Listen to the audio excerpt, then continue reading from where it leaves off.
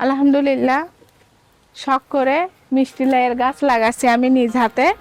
লাউ ধরছে, জিনিয়ার আব্বু লাউ পাচ্ছে। কে গো? হ্যাঁ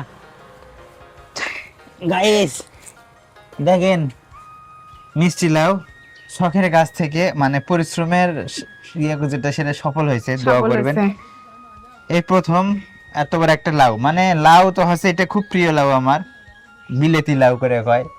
এত পরিমাণ ধরছিল, অনেক পরিশ্রম করার পরে এই একটা লাউ আটকেছে। কিন্তু আমরা আসলে কয়েকদিন পরে ঈদ, আর ঈদের পরে বেড়াতে যাব, হয়তো কেউ আমরা যদি নিয়ে যায়, ওই জন্য ভাবতেছি এটা আমরা খেয়েই যাই। তো কি দিয়ে রান্না করবো এটা? এটা মাছ দিয়ে পুরপুরি করবো, কিন্তু কি জানি হয় বলতে পারছিস না। দেখো পোকা কি করছে।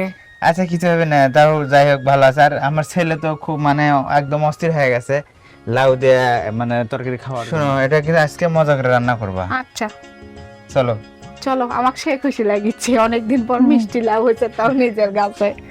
এটা হলে লাউ ফিক মারবো না, কি জন্য এটা মিষ্টি লাউ। ছাইছি লাউ, সাদা লাউ, বুড়ে লাউ লিয়াচ্ছিল দেখে ফিক মারছিলেন। দিনে আব্বু, হ্যাঁ লাউটা তুমি একটু কেটে দেখো না, আমার এই পোকা খাওয়া দেখে মনের মধ্যে সন্দেহ হচ্ছে।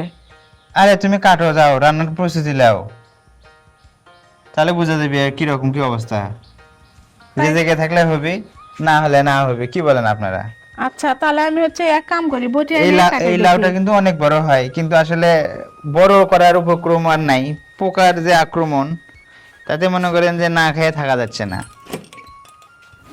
আলহামদুলিল্লাহ, অনেক কষ্ট করার পর আব্বু আর আম্মু দুইজন মিলে আমাদের লাউয়ের গাছে একটা মিষ্টি লাউ আটকাতে পারছিল। আর এখনো গাছে ছোট ছোট লাউ আছে, সেগুলো অনেক ছোট, কিন্তু এটা খাওয়ার উপযুক্ত। আর আমাদের ফ্যামিলির চারজনই আমরা মিষ্টি লাউ খাইতে অনেক পছন্দ করি, দাও। এই জন্য আজকে এটা পেয়ে নিয়ে আসছে, আম্মু মাছ দিয়ে রান্না করবে। আর কচি লাউ। আর দেখা যাক এটা কাটার পর ভেতরে কেমন, যেহেতু আমাদের এখানে বিসমিল্লাহ। মানে অনেক কিছু করে। ও কালারটা তো সেই লাগতেছে, ভেতরে কি জানি আমি সেই তো দেখি তো। বিসমিল্লাহ। এই যে পচা বের এই সাইডে হচ্ছে। নষ্ট করে দিয়েছে আমি আল্লাহ। জানি যে লাউ এত পচে কষ্ট করার যাচ্ছে। পরে কি হলো? দাঁড়াও, এত তাও নেওয়া কষ্ট- যাবে। হ্যাঁ, কয়দিন পর তো খাওয়া গেল না। ভালোই খাওয়া যাবে, কিন্তু অনেক কষ্ট করার পরেও দেখা যাচ্ছে যে বড় হয়ে গেছে, তাও পোকার হাত থেকে বাঁচানো গেল না। না, তাই তো আমরা এসে কি খানুনি, পাতা খানুনি। এই লাউটা অনেক পরিশ্রম করা লাগে, এই জন্য তো আমাকে আর দিতে মন যায় না। তোমার আব্বু খালি বলে মিষ্টি লাউ কারো, মিষ্টি লাউ দিচ্ছি কারো। দেখেন গাইস, কতখানি নষ্ট হয়ে গেছে। যাও।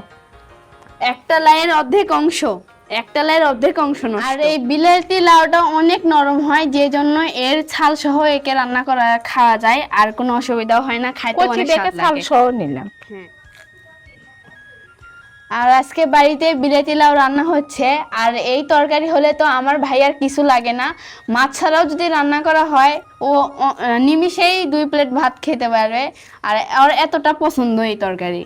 সাইদ বাবু 3 দিন আগে বলছিল আম্মু লাউটা পারো, তখনই পারা ঠিক ছিল। হ্যাঁ, ওর কথা মতো পারলে পুরো লাউটাও হয়তো খাওয়া যেত। আর এইদিকে আমি রাইস কুকারে সাসপ্যানে করে পানি নিয়ে আসছি, আর এটার ভিতরে আমি এখন এই মাছটা ভিজিয়ে রাখবো। আর তার প্রথমে আমি পলিথিনটা খুলে ফেলি। লাউটা খুলে ফেলে দেওয়ার পরে তাও অনেক নেওয়া গেছে, ভালো তাই না? হ্যাঁ, আর বিলাতি লাউয়ের তরকারিটা খাইতে কিন্তু অনেক স্বাদ। আমি মরিচ কুচি দিচ্ছি না বেশি করে, পেঁয়াজ কুচি দিচ্ছি বেশি করে না, স্বাদ হওয়ার জন্য। আর এখন আমি মাছগুলো দিয়ে এই দিচ্ছি। যে একসঙ্গে বাজার বেঁচে গেল, আলু লাগতো হয়তো, পটল লাগতো, এটা লাগলো না। গাছের হচ্ছে লাউ দিয়ে হয়ে দিয়ে যাচ্ছে। হয়ে গেল, বিলেতি লাউ দিয়ে।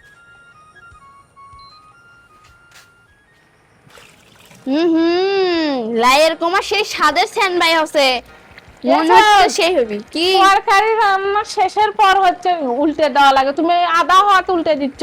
উল্টে দিইনি তো, খাইলে আমরা সেন লিবে রাখছি। দেখে দাও সামনে হয়ে গেল। আচ্ছা গাইস, ঢেকে দিই ভালো করে তরকারিটা হোক।